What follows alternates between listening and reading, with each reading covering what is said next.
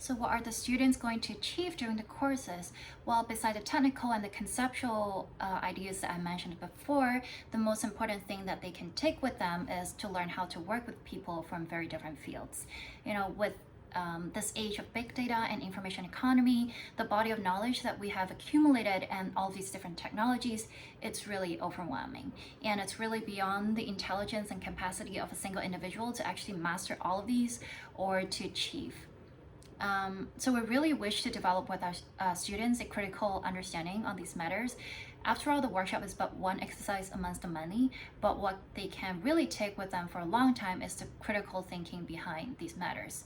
So especially in developing with them an understanding of their individual role while working within a team, and to understand themselves as a collective and what they care about.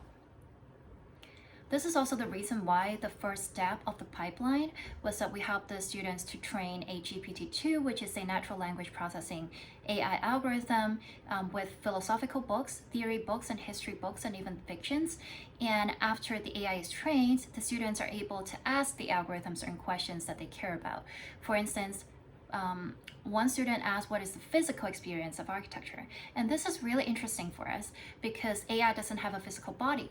So how can you ask it what is the physical experience of architecture, right? So these are the sort of questions that we are interested in, and that might help inspire the students in their creative processes through collaborating with the AI.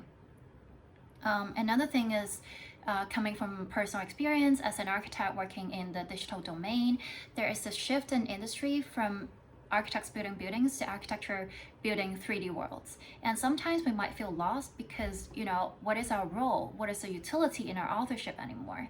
We're not a game designer, we're not an animator, we're not enterprise grade engineer, we're not scripting AI from scratch.